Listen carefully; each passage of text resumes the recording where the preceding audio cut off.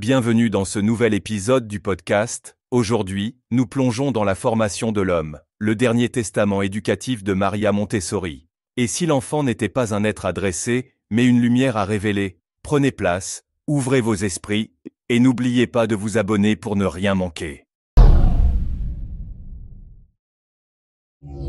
Bienvenue à notre exploration du jour. On va se pencher sur une idée vraiment forte tirée d'extraits de La formation de l'homme. L'idée que l'adaptation humaine, la vraie, celle qui compte, ne serait pas génétique et lente, mais plutôt un processus psychique et très rapide. Et que l'acteur clé, ce serait l'enfant. C'est une perspective, oui, assez fascinante. D'abord, le texte insiste sur la difficulté qu'a l'adulte, lui, à s'adapter. Changer d'environnement, de culture, c'est souvent vécu de manière assez pénible, un peu comme un exil. Oui, on le voit bien. L'adulte, il est bien dans son milieu connu, que ce soit le froid polaire ou la chaleur de la jungle. Son adaptation à lui, elle est faite, elle est rigide. D'accord. Mais alors, si l'adulte est figé, comment l'humanité fait pour suivre le rythme d'une civilisation qui, elle, n'arrête pas de changer ? Justement, c'est là que l'enfant devient central dans l'analyse du texte. Il est présenté vraiment comme l'agent principal de cette plasticité humaine. Le texte utilise un mot fort, l'enfant incarne son environnement. Incarne. Mhm.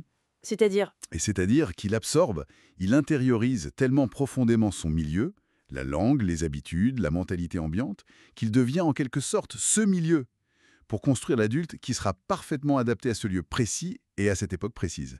C'est lui le pont entre les générations, entre les stades de civilisation. cette incarnation, comment ça marche concrètement ? Parce que de l'extérieur, un tout petit enfant, ça peut sembler passif. Oui, alors le texte parle d'une période embryonnaire psychique, surtout les 2 premières années. Et loin d'être passif, l'enfant serait dans une phase d'absorption hyper intense. Il construit les fondations de sa personnalité, apprend le langage, développe sa motricité fine. C'est un travail intérieur énorme, mais silencieux.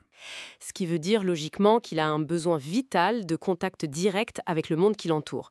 Pour pouvoir incarner cet environnement, il faut qu'il soit dedans, qu'il entende parler, qu'il voit comment les gens vivent. Tout à fait.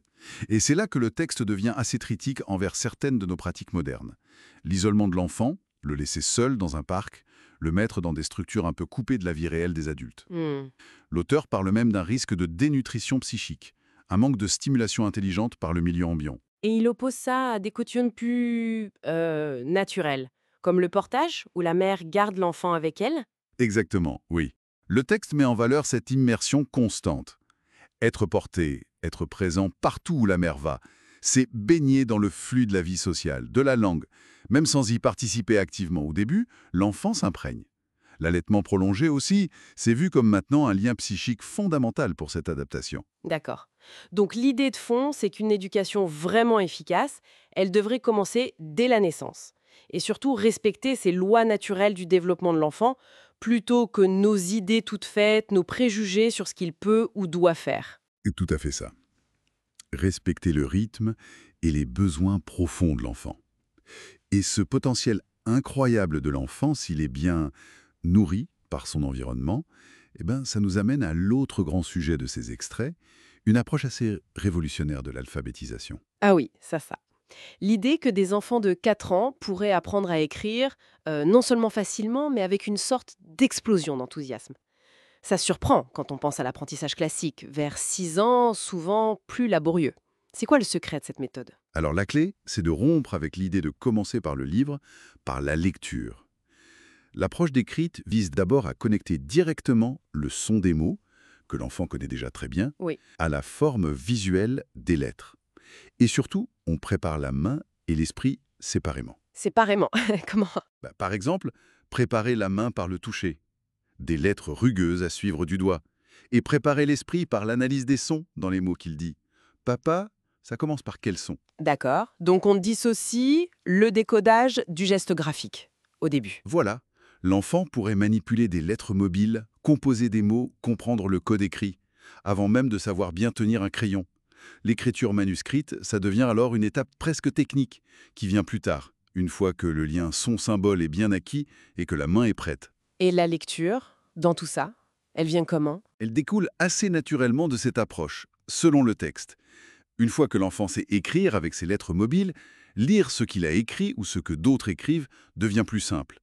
Et même la grammaire, la compréhension des phrases, ça émergerait plus facilement. Ça ouvre la porte à la culture. L'alphabétisation, c'est l'outil. La culture, c'est le contenu auquel on accède. Bon, si on essaye de résumer les messages clés. D'un côté, l'enfant est vu comme un adaptateur psychique ultra puissant. Il a besoin d'une immersion précoce, constante, dans un environnement humain riche pour développer son potentiel. C'est ça. Et de l'autre, même un apprentissage comme l'écriture, qu'on croit complexe, pourrait être vécu très tôt et avec joie si on suit les lois de son développement naturel. Habituels, qui parfois vont même à contre-courant et freinent l'enfant. Et ça nous laisse avec une réflexion un peu vertigineuse, une question que le texte laisse un peu en suspens. Si on arrivait vraiment collectivement à créer des environnements, des approches éducatives qui libèrent ce potentiel incroyable de l'enfant au lieu de le brider. Quel genre d'être humain ça donnerait? Le texte y va jusqu'à évoquer la possibilité d'un enfant supérieur.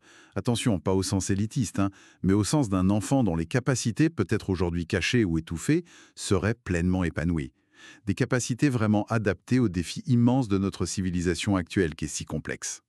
C'est une pensée qui, oui, invite à sérieusement questionner nos pratiques actuelles en matière d'éducation et de petite enfance. Une question qui résonne fort, effectivement. De quoi prolonger la réflexion bien après notre discussion.